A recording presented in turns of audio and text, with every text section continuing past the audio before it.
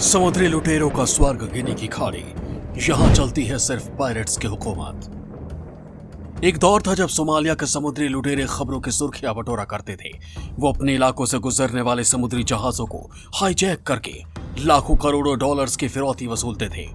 लेकिन उनके बढ़ते आतंक और इसके खिलाफ कई देशों के ज्वाइंट एक्शन ने सोमालिया में समुद्री डकैतों पर लगाम लगा दिया। लेकिन आज भी एक ऐसा इलाका है जहां पर समुद्री लुटेरों की तूती बोलती है। वो इलाका आज भी समुद्री डकैतों का स्वर्ग कहा जाता है। करीब 20 देशों की सीमा से लगने वाले उस इलाके में जाने से आज भी शिपिंग कंपनियों को पसीना आ जाता है।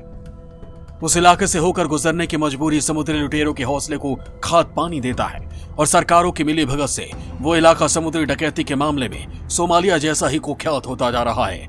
हम बात कर रहे हैं समुद्री डाकुओं की जन्नत यानी गिनी की खाड़ी की। पश्चिम अफ्रीका में गिनी की खाड़ी दुनिया का एक ऐसा इलाका है जो करीब 6000 मील में फैला हुआ है। समुद्री डाकुओं के मामले में बदनाम इस इलाके में इसमें करीब 20 देश आते हैं। इस खाड़ी से बड़ी संख्या में जहाज गुजरते हैं और वो इन पायरेट्स के शिकार होते हैं। लूट और अपहरण के जरिए समुद्री डाकू करोड़ों अरबों रुपए कमाते हैं और शानदार लाइफस्टाइल जीते हैं। कुछ साल पहले दुनिया में सोमालिया के समुद्री डाकुओं का कहर था। वो ईडन की खाड़ी की ओर से गुजरने वाले जहाजों को अपना निशाना बनाते थे। जहाजों के साथ उनके स्टाफ को सोमालिया के करीब ऐसे इलाकों पर ले जाते थे जहां कहीं का कोई कानून लागू नहीं होता था। फिर वो मोटी फिरौती की रकम मांगते थे। बाद में कई देशों ने एक साथ ऑपरेशन चलाकर सोमालिया के समुद्री डाकू के खतरे को करीब करीब खत्म कर दिया। लेकिन अब गिनी की खाड़ी में पायरेट्स का जो खतरा पैदा हुआ है उसके सामने बड़ी बड़ी जहाज कंपनियां और देश लाचार महसूस कर रहे हैं। इन पर कैसे रोकथाम लगाया जाए ये किसी का समझ में नहीं आ रहा है।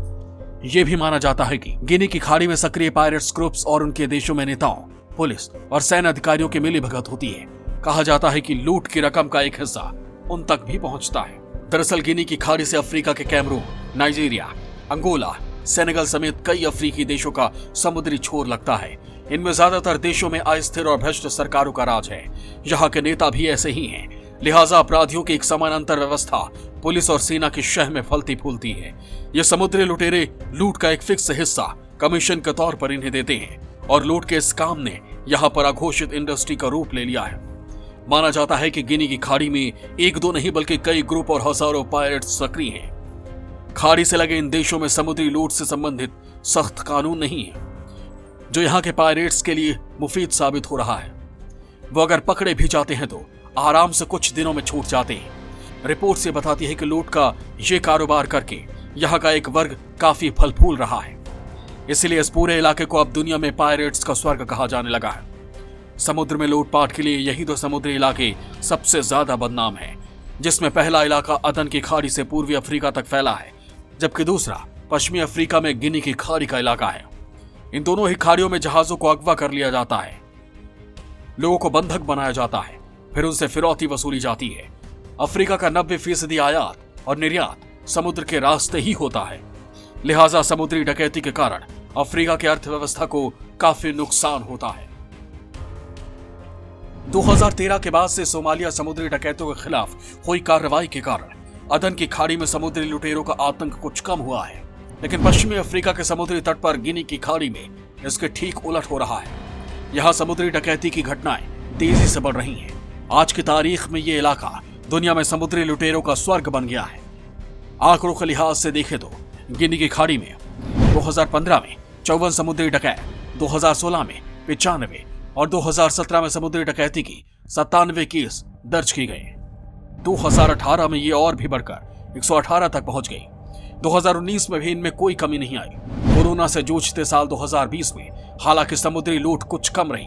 खास तौर से गिनी की खाड़ी में राजनीतिक और आर्थिक अस्थिरता की वजह से आपराधिक गिरोह बड़ी तेजी से सक्रिय हो गए हैं और समुद्र में जमकर मारकाट और समुद्री डकैती हो रही है। यहाँ पर एक सवाल उठ खड़ा होता है कि आखिर गिनी की खाड़ी में समुद्री डकैती का खतरा इतना ज्यादा क्यों है? तो इसका जवाब भी जान लीजिए। दरअसल सेनेगल से अंगोला तक गिनी की खाड़ी का इलाका 6000 किलोमीटर की समुद्री सीमा में फैला हुआ है। इसके किनारे 20 देश साझा करते हैं। इस इलाके में द्वीप भी हैं और चारों तरफ से जमीन से घिरे हुए देश भी। इस समुद्री बेसिन के सामरिक और आर्थिक नजरिए से भी बहुत अहमियत है। यह मध्य और दक्षिणी अफ्रीका से समुद्री कारोबार का अहम रास्ता भी है। इसके अलावा अफ्रीका के ऊर्जा कारोबार का ये वो इलाका है जहां से नाइजर डेल्टा से निकला हुआ तेल निर्यात होता है। पश्चिमी अफ्रीकी में कारोबारी जहाजों पर होने वाले हमले के निशाने पर नाइजीरिया का नाइजर डेल्टा क्षेत्र होता है। इसके अलावा बेनिन, घाना, कोट डी आइवरी, गिनी, टोगो और सिएरा लियोन भी समुद्री डकैती के शिकार होते रहे हैं। नाइजर डेल्टा पश्चिमी अफ्रीका के समुद्री अपराधियों का सबसे बड़ा केंद्र है। इसकी कई वजहें हैं, जैसे तटीय इलाकों में भारी तादाद में गैस और तेल के भंडार मिलने से यहां समृद्धि आने के बजाय गरीबी बढ़ी है। इससे सामाजिक तनाव बढ़ा है। तेल और गैस के भंडारों से केवल केंद्रीय सरकार, तेल कंपनियों और स्थानीय बड़े लोगों को फायदा हो रहा है। इसीलिए इस इलाके में टैंकर्स और पाइपलाइन से कच्चा तेल चुराने की घटनाएं बहुत हो रही हैं। इस चुराए हुए कच्चे तेल को अवैध रूप से चलाई जाने वाली रिफाइनरी में साफ किया जाता है। नाइजीरिया में कानून और व्यवस्था की हालत बहुत खराब है। भ्रष्ट अधिकारियों की बदौलत समुद्री डकैत चुराए हुए तेल को आराम से बाजार में बेच लेते हैं। नाइजर डेल्टा क्षेत्र में कई आतंकवादी संगठन जैसे Niger Delta Avengers, Niger Delta Greenland Mandate, Bakassi Strike Force और Movement for the Emancipation of Niger Delta, यह आतंकवादी संगठन इस इलाके में अपहरण और फिरौती वसूली जैसी घटनाओं को अंजाम देते हैं। अपहरण की ज्यादातर घटनाएं समुद्री तट से 15 से 20 समुद्री मील के दायरे में होती हैं। भ्रष्टाचार के अलावा बेरोजगारी भी गिनी की खाड़ी और खासतौर से नाइजर डेल्टा क्षेत्र में समुद्री डकैती की बड़ी वजह है। काम नहीं होने के कारण लोग मुनाफे के लिए किसी भी हद तक चले जाते हैं। गिनी का भूगोल भी समुद्री अपराधियों को भागने और अपनी नावें छुपाने का मौका मुहैया कराता है। यहाँ का इलाका ऐसा है कि लूटा हुआ माल भी आराम से छिपाया जा सकता है, क्योंकि ये दलदली इलाका है। यहाँ सैकड़ों छोटी नदियां बहती हैं और जंगल भी हैं। इन कारणों के अलावा लोग समुद्री लूटपाट की शिकायतें भी कम करते हैं। ये भी यहाँ समुद्री डकैतों की सक्रियता का बड़ा कारण है।